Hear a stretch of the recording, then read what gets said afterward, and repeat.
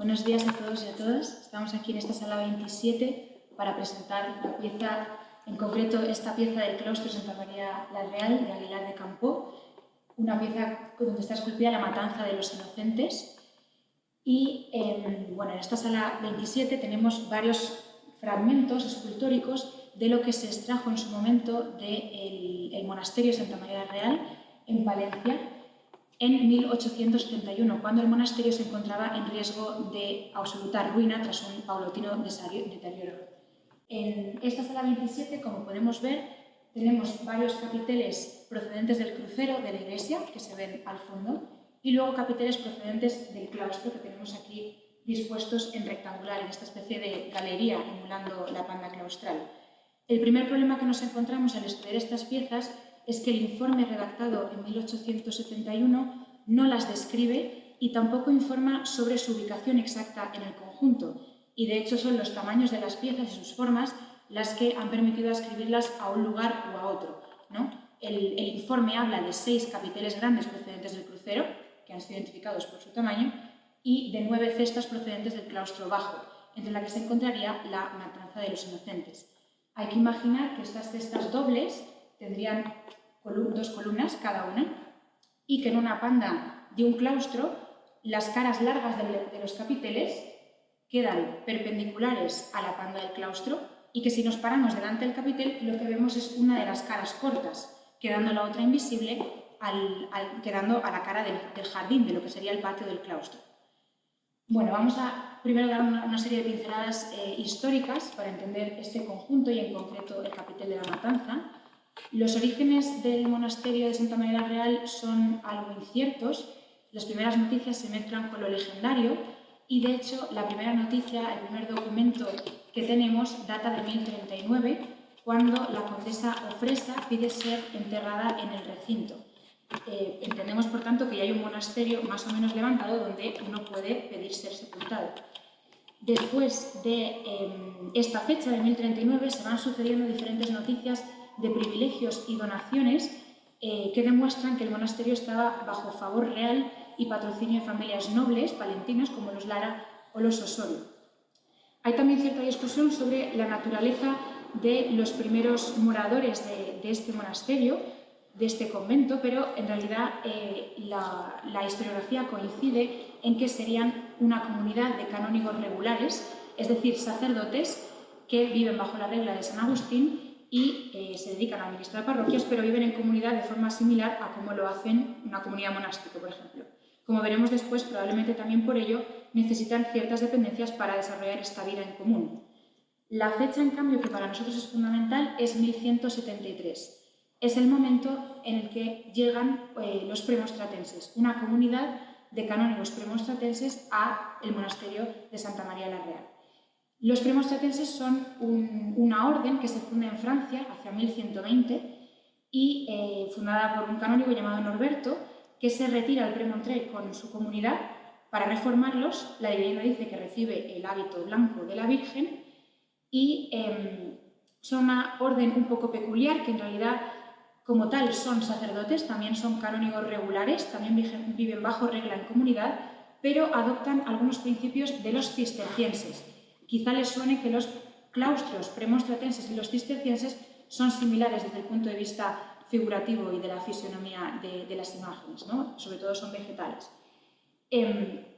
También quizá les suene la Plaza de los Mostenses, cerca de Plaza España, aquí en Madrid, que debe su nombre a la existencia de un convento premonstratense en dicho lugar. Podríamos decir que los premonstratenses son una orden que está a caballo entre lo que es el monacato de clausura y lo que serán las órdenes mendicantes luego en la Baja Edad Media.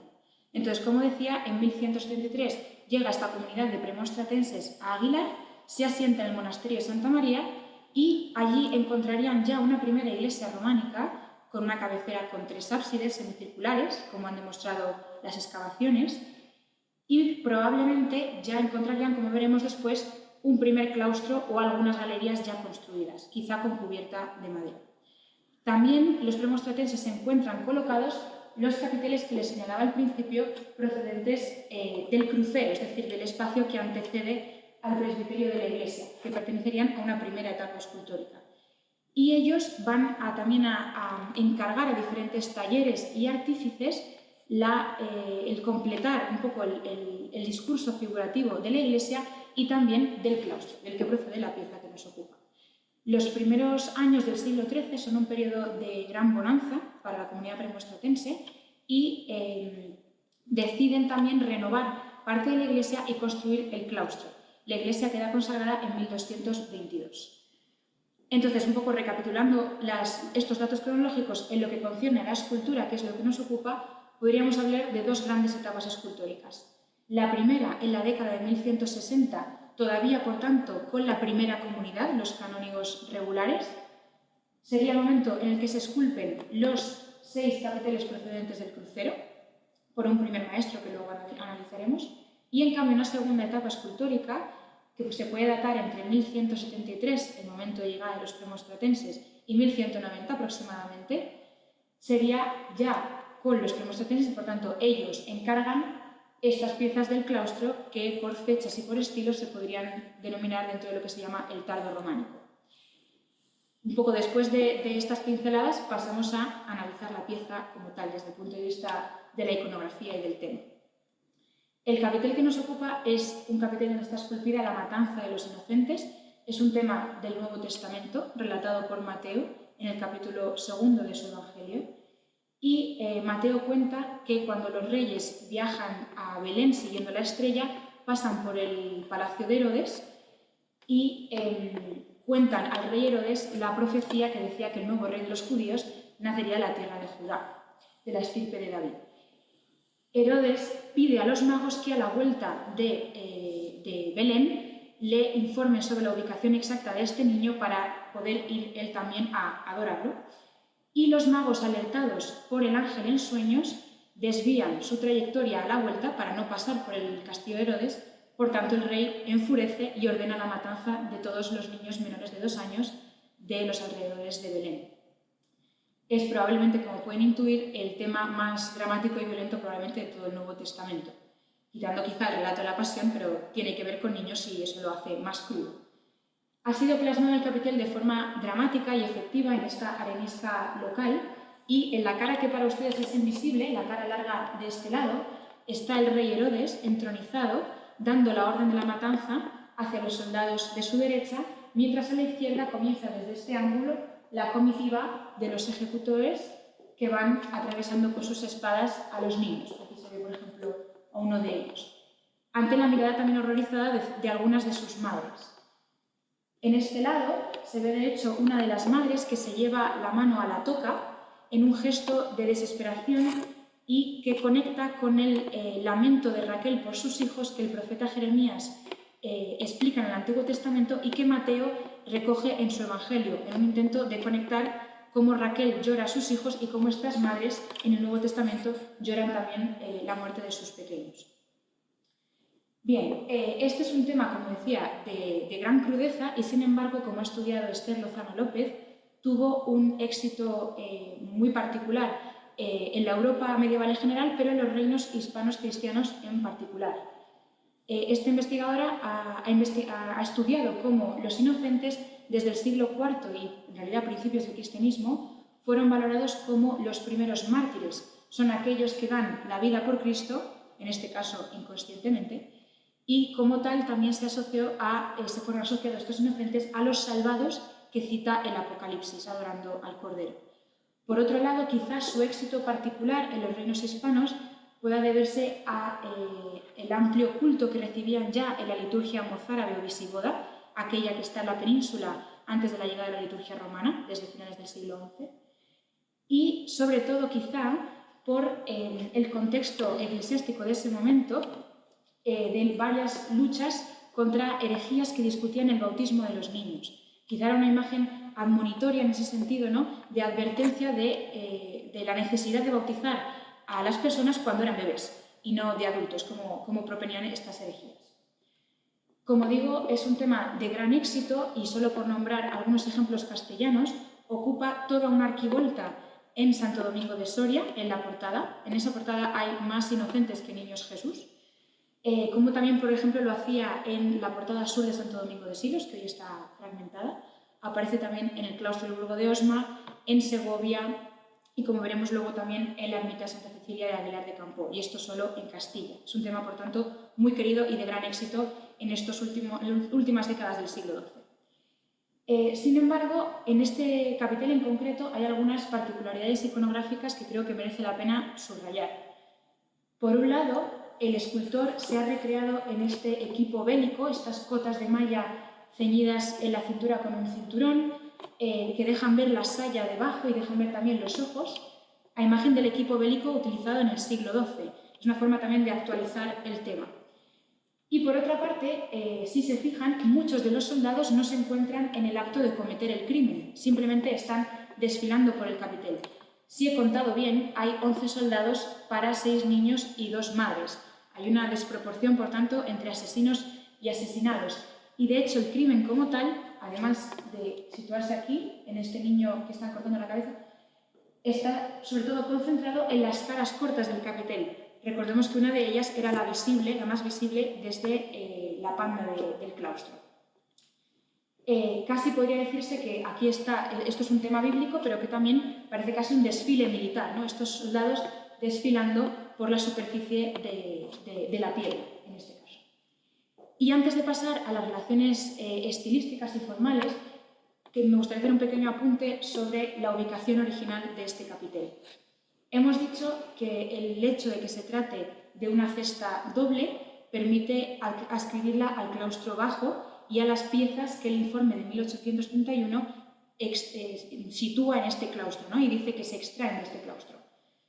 Pero hay un problema. Si hoy viajamos a Palencia, Aguilar de Campoo, el claustro bajo del monasterio de Santa María la Real es del siglo XIII. Es el claustro al que me refería antes, que construyen los premonstratenses en esta gran campaña arquitectónica de las primeras décadas del siglo XIII. Hay, por tanto, una desproporción, una descompensación entre la fecha con la que hemos datado el capitel, 1133-1190, y el claustro del que supuestamente sale, que es de principios del XIII. Los investigadores han solucionado esta incongruencia lanzando la siguiente hipótesis, que tiene bastante sentido.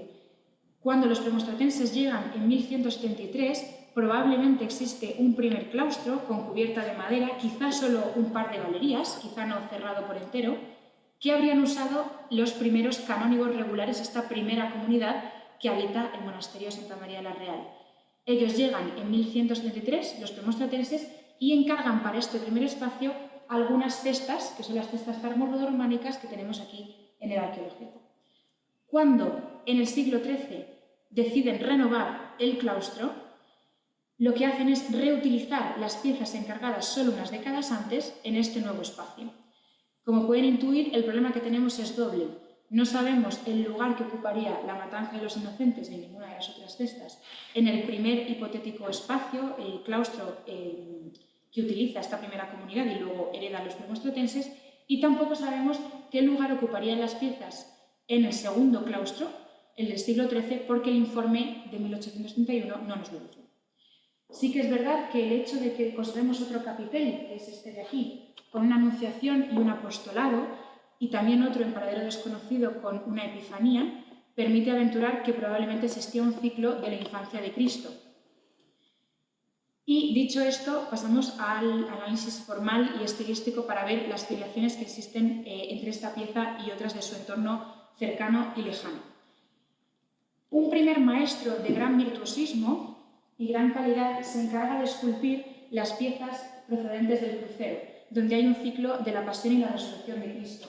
Está el descendimiento, la resurrección con la visita al sepulcro, la ascensión, Cristo triunfante enseñando las llagas, y una figura ecuestre coronada que probablemente sea el rey David.